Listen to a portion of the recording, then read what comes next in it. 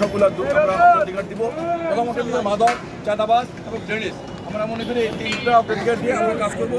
আমরা মনে করি যেহেতু এই এলাকা আমার জন্ম হয়েছে, এই এলাকা আমি বড় হয়েছে, এই এলাকা আমি এই কাজীপুরা এলাকা আমি হাফ প্যান্ট পরে এসেছিলাম ছোটোকালে। তাই আমি এই এলাকার মানুষের প্রতি আমার দাবি আছে, আমি মানুষের সুখে সুখে দুঃখে তার পাশে থাকতে চাই। ইনশাল্লাহ আগামী ফেব্রুয়ারি মাসে দল যদি আমাকে মনোনয়ন করেন, আমি বিশ্বাস করি, আশা করি আল্লাহর রহমতে এলাকার জনগণ আমাকে ভোট দিয়ে জয়যুক্ত করবেন।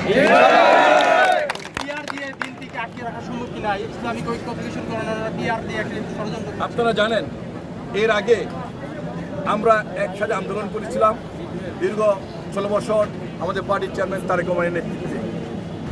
আমরা পরিষ্কার ভাষায় বলতে চাই, গত 18 সনেও আমরা নির্বাচন করেছিলাম।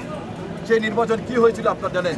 তখনও কিন্তু বিএনপি বেগম খালেদা জিয়া তারেক রহমান আমাকে ধানের শীষের পক্ষে আমাকে নির্বাচন করার জন্য সুযোগ দিয়েছিল, আমি নির্বাচন করেছিলাম। দিনের ভোট রাতের দিয়ে সম্পন্ন করেছে।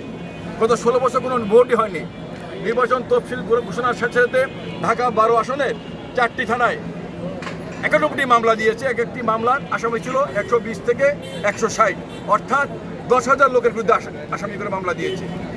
আর সারা বাংলাদেশে পুলিশ দিয়ে নির্বাচন করেছে। আর এই এলাকায় যেহেতু স্বরাষ্ট্রমন্ত্রী ছিল, বিখ্যাত স্বরাষ্ট্রমন্ত্রী, এক একজন সিপাহী ছিল স্বরাষ্ট্রমন্ত্রী। এই এলাকার নির্বাচন কী হয়েছে আপনারা বুঝতে পারেন। আমরা মনে করি বাংলাদেশের মানুষ তাদের ভোট দেওয়ার অপেক্ষা আছে, যেহেতু গত 16 বছর ভোট দিতে পারেনি। আজকে যারা জিততে পারবে না তারা কিন্তু আজকে এক সময় সংস্কারের কথা বলছে, এক সময় পিয়ারের কথা বলছে। আজকে যে 3টি দল, বিশেষ করে জামাত ইসলাম, আপনি তাকে দেখুন গত 3টা নির্বাচন জামাত ইসলাম কয়টি আসন পেয়েছে? তারা 3টি, 7টি, 10টি আসন পেয়েছে। হয়েছে। আপনি দেখুন ইসলামিক শাসনতন্ত্র আন্দোলন, তারা গত 2008 নির্বাচন করেছিল, 166টি আসনে তারা মনোনয়ন দিয়েছেন। কোন আসনে তারা জিততে পারেনি, সব আসনে তাদের জামানত বাজেয়াপ্ত হয়ে গিয়েছে। আজকে তারা জিততে পারবে না বলেই আজকে পিয়ার পদ্ধতি চাচ্ছে।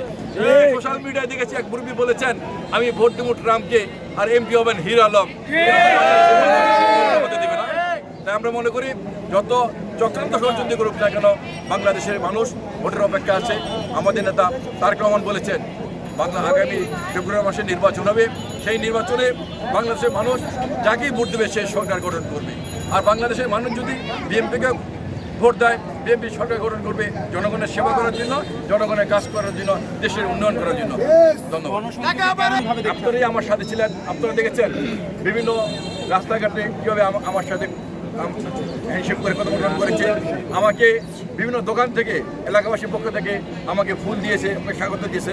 কারণ হলো এই এলাকায় আমি হাফ প্যান্ট পরে এসেছি, কিন্তু গত 70 বছর আমি এলাকায় আসতে পারিনি এই আমি সন্ত্রাসের ফেসিস্টের কারণে।